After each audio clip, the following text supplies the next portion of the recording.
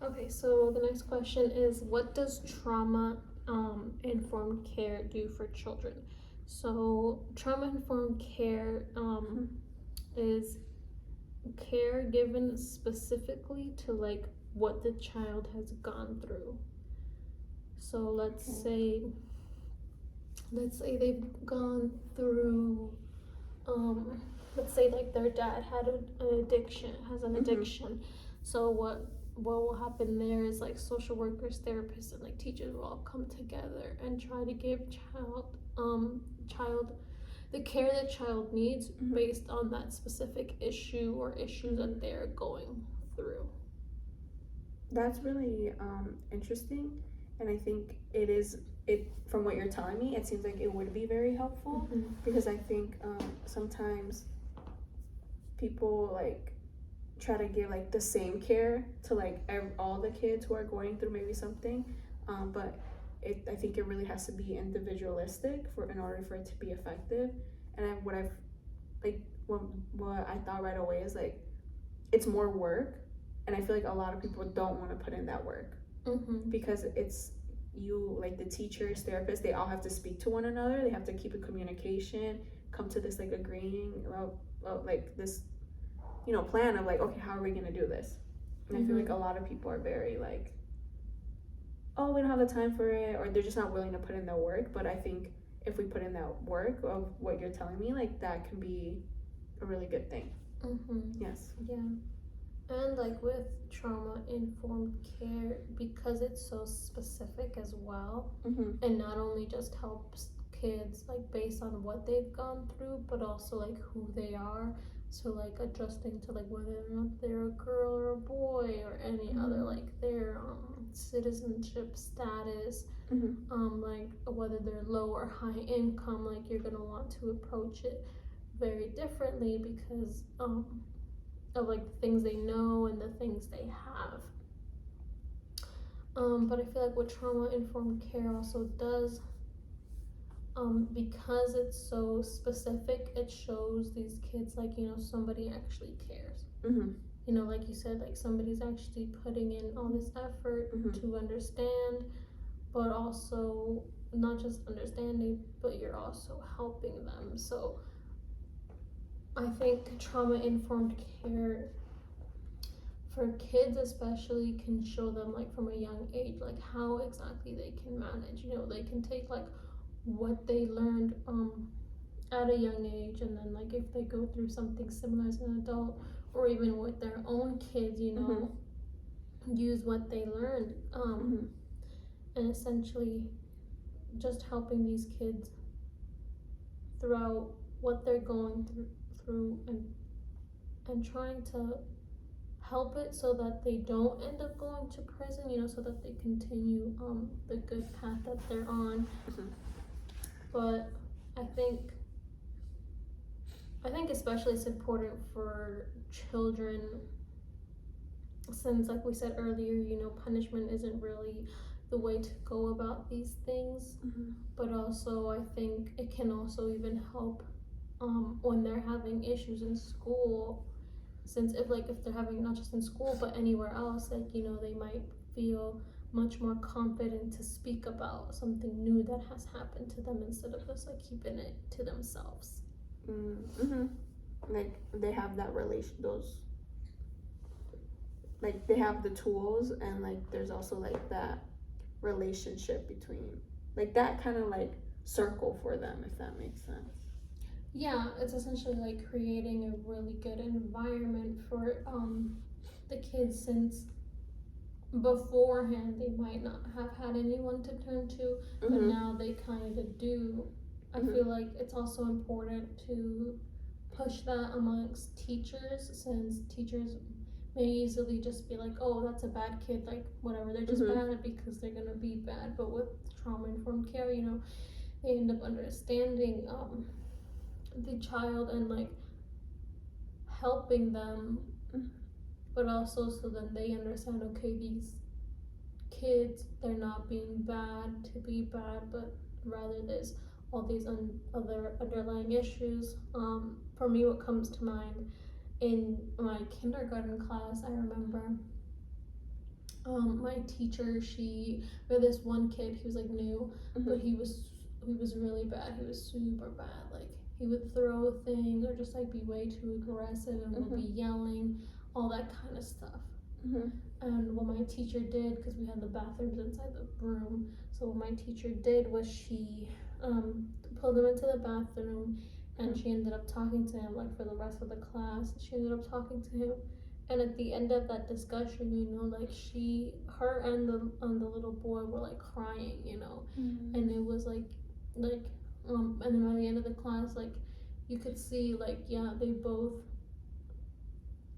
like, she better understood him, and then he was able to get all of that out, you know. And like, after that, he really didn't have much problems, and he ended up making a lot of friends, which then goes back to what we were earlier talking about how it's not okay to, you know, further the us versus them narrative, you know, because these kids, all they want to do is just like feel loved and feel acceptance, have friends, go through all of that.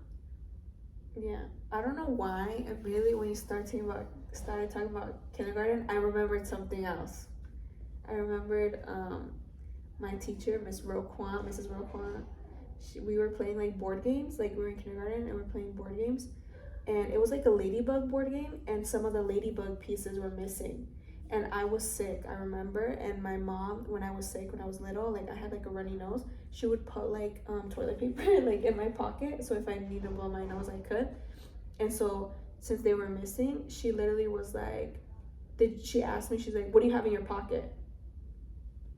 And I'm 5, you know what I mean? And she was like, what do you have in your pocket? And then she asked me, like, did you take them? Like, she asked me, she's like, did you take them? And I remember being like, no, like, I didn't take them, you know. But maybe she thought like I kept repeating it because I was guilty. And she literally made me empty out my pockets, and I emptied it out, and the tissues came out, and she literally was like, oh, she's like, oh, just put it back, put it back in your pocket, like, yeah. And it's like that immediate, like, instead of her like it's just a board game, it was just some little pieces of the board game. It really was not like that serious. And she like specifically like asked me, you know what I mean? She could have said it to the class, like, hey guys, like, we're missing this from the board game, just so you guys know, like, you know, these are yours, so if you guys like take it, like, you guys don't really have anything to play with here, you know what I mean? And other people don't get to play with it. She could have done that, but like, she specifically like targeted me. And like, now that I think about it, like, there goes to show like that like the teachers aren't even taught like how to handle things like that. Like, immediately just like, oh, someone did it, who did it, find out who did it and punish them. Right. Yeah, exactly. Like, I guess what it shows is like teachers end up trying to look for the quickest way to deal with something, and like, that's how you really shouldn't approach it, especially like with you. Like, she was just targeting you, and that just is like unfair. Like, it could have been anyone, or it could have been no one, and just like, you know, fell out. And it just creates kind of like an imbalance of power. Obviously, there always is going to be between a teacher and a student. But you still have to have that same level of respect, and like, once you lose that respect, like the kids are not going to take you seriously, or they're just going to do whatever you say in order so that you don't create any more issues as a teacher. And then again, that doesn't show children anything except that, you know, they should just shut up and be quiet. And at the end of the day, you don't want to teach children that, because then they're not going to stand up for themselves when they really do need to. Like, I remember from that, like, the only thing that I got from her is like, I was kind of like scared of her. Like, I remember so bad, like so much so that like people would like raise their hand and go use the bathroom. She'd be like, again, like she would get mad that people had to use the bathroom. So one time I really had to go, and I was scared to ask her, and I peed myself. And she asked me, she was like, why didn't you just ask me? And I was like, I thought you were gonna get mad.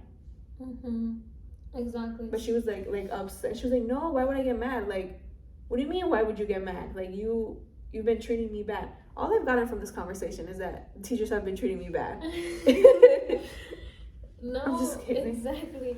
No, Because yeah, and like you said, it just instills fear. yeah. So it's like the more and more you instill fear, the less likely people are going to want to be open with you and have conversations and be like, okay, especially when it comes to society wise, it's going to be harder for them to come as a community and be like, okay, here are the issues, this is what needs to be solved. Can you help me with this, and let's work on this, and let's create a plan.